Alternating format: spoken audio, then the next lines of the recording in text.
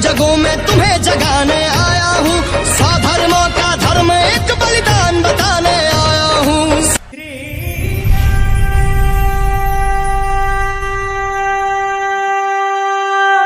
जय जय श्री राम। नमस्कार दोस्तों, कैसे हैं आप सब लोग। श्री राम मंदिर मामले का संघर्ष हमेशा इस बात की याद दिलाएगा कि धर्म हर किसी को पर्याप्त अवसर देता है कि वह अधर्म का साथ छोड़कर धर्म का साथ दे। जैसे कि श्री राम ने रावण को दिया, ठीक वैसा ही अवसर श्री राम मंदिर मामले ने हर सरकार को दिया और अंततः वो शुभ घड़ी आ गई जिसका प्रत्येक भारतीय को इंतजार था। लेकिन जैसे जैसे 22 जनवरी नजदीक आ रही है, वैसे वैसे विपक्ष के पेट की मरोड़ें इतनी जोर से उठ रही हैं कि उनके मुंह से उल्टियां हो रही हैं। कुछ इसी तरह की उल्टियां लेकर आए हैं, आओ जरा समेटते हैं।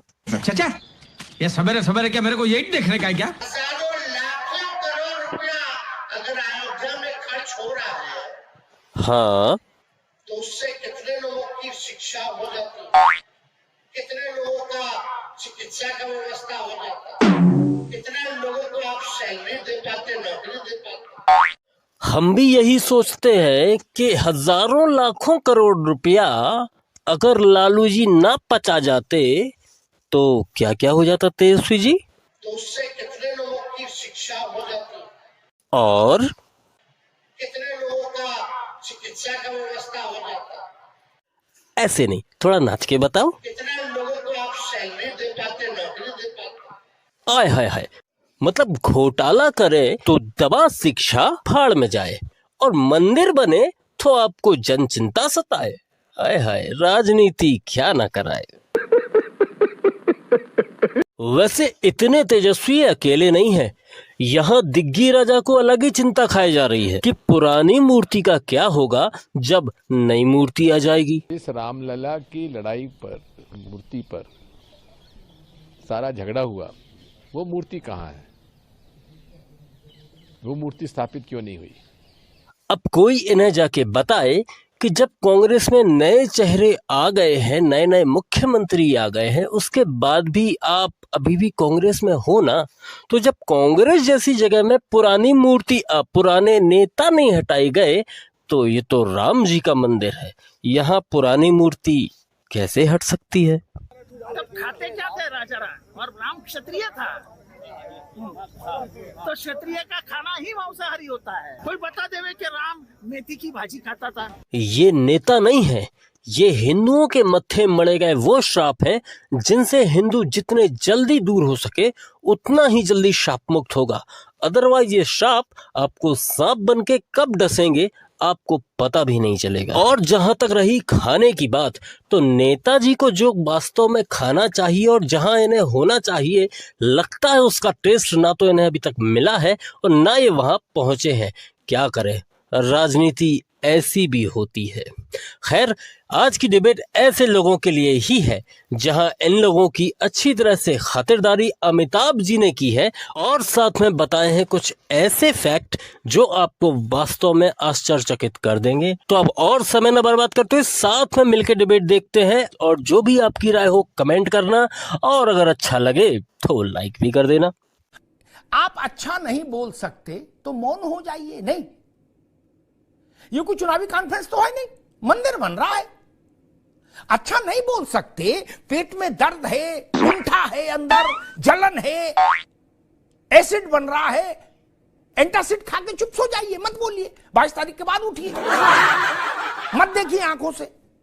लेकिन ये इजाजत देश नहीं दे सकता कि आप देश से वोट भी लें और ऐसा भी कहें कि राम क्या खाता था और मंदिर जाने से रोटी मिलेगी।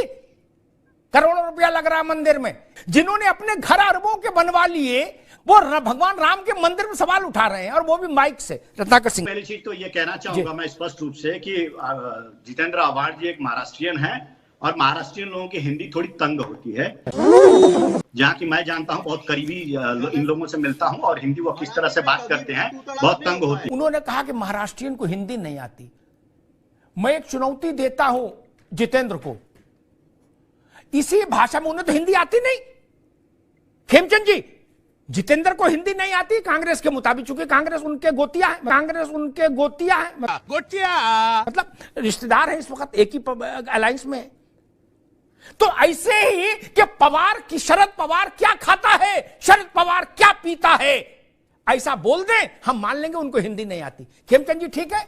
क्या ये तो शरद पवार में तो उन्होंने राम के लिए बोल दिया, पवार तो राम नहीं है, चलो पवार के लिए बोल दें। खेमचंद जी ठीक है? शरद पवार तो बुजुर्ग आदमी है, वो राहुल गांधी के लिए बोल दे। हाँ, राहुल गांधी के लिए बोल दे, वो तो चलो अभी कहाँ जाता है, हाँ क्यों करता है, कैसे खड़ा होता है, क्या बोलता है।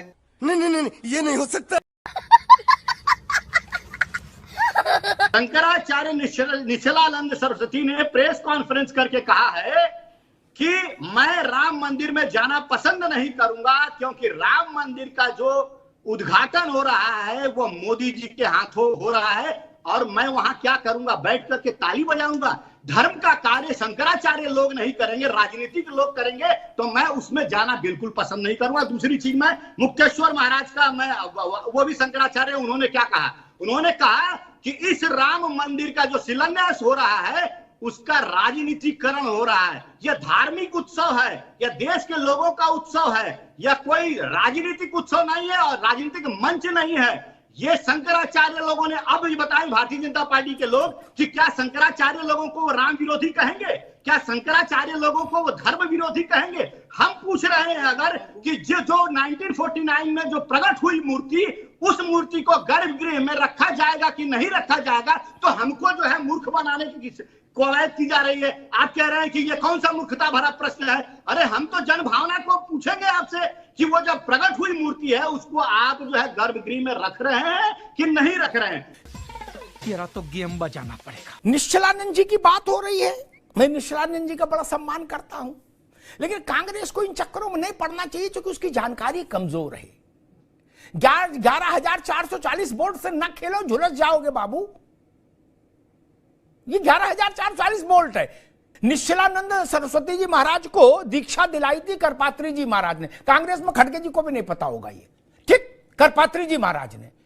और ये उनके वो शिष्य थे निश्चलानंद जी महाराज, जिन्होंने जब काशी विश्वनाथ में एक दलित गया था तो करपात्री जी और निश्चलानंद जी दोनों ने कहा था काशी विश्वनाथ का मंदिर अपवित्र हो गया, अब मैं यहां कभी दर्शन नहीं करूंगा। क्या आप सहमत हैं? आप सहमत हैं? अब बोल।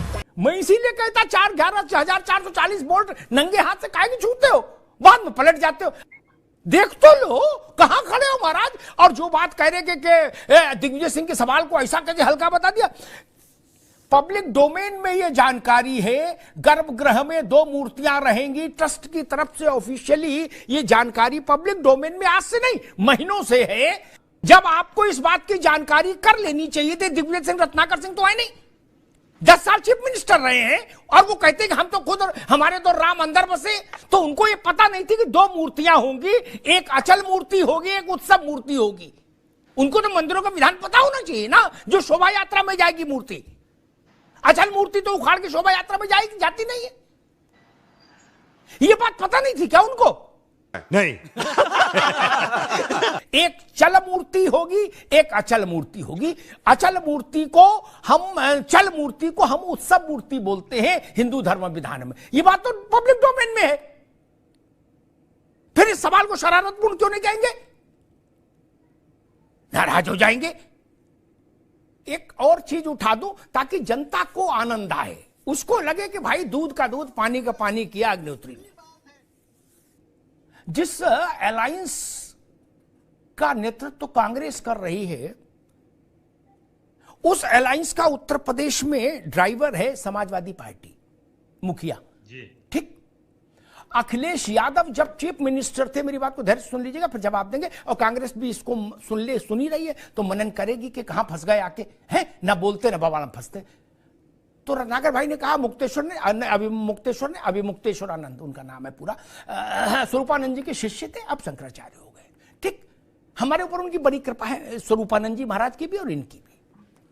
बनारस में इनको और भटकों को गिरा गिरा के लाठियों से, कुंदों से, बंदूकों के घायल किया गया। अकेले अमिताभ अग्निहोत्री थे जो इनके लिए लड़े थे, अकेले। सबके मुंह में दही जम गया था। कांग्रेस अभी राहुल गांधी कह दे कि मैं अखिलेश यादव की निंदा करता हूं, अभी मुक्तेश्वरानंद महाराज शंकराचार्य महाराज को काशी की सड़कों पर गिरा गिरा के सन्यासियों को मारा था लट्ठों से और दुनाली राइफल के कुंदों से, कह सकते हैं गिरावत जी? या ये तब भी वो शंकराचार्य के प्रतिनिधि तो थे ही, छोटे संत तब भी नहीं थे, स्वरूपानंद जी महाराज के उत्तराधिकारी तब भी थे वो। क्या ये बोल सकते हैं कि अखिलेश यादव ने पाप किया था? या आप किसी बड़ी मस्जिद के इमाम को ऐसे सड़क पर गिरा मार सकते हैं, वो साहस जुटा सकते हैं? नहीं ना। तो शंकराचार्य के प्रतिनिधि को क्यों मारा, जो आज हमारा माननीय शंकराचार्य है? रावत साहब किस गली से भागेंगे? वो हमने रोते हुए उनका इंटरव्यू किया ऐसे ही चैनल पर, रो रहे थे अभी मुक्तेश्वरानंद जी महाराज। राजनेताओं का कंठ सूख गया था हमारे डर से। क्या बात करेंगे हमसे?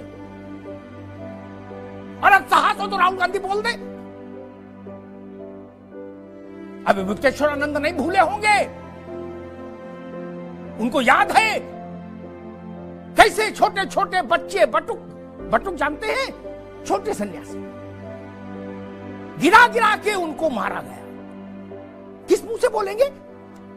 ये भारत है रावत जी। राजनीति किस स्तर पर आके खड़ी होगी भाई? आशा है आपको ये वीडियो पसंद आया होगा, और पसंद आया हो तो प्लीज़ शेयर करना, लाइक करना। और मैं पता है मुझे कि मैं काफ़ी इनरेगुलर हूँ वीडियोस के मामले में, लेकिन अब पक्के मैं लगातार वीडियो लाऊंगा और लाता रहूँगा। तो मिलते हैं अगले वीडियो में, तब तक के लिए जय जय श्री राम।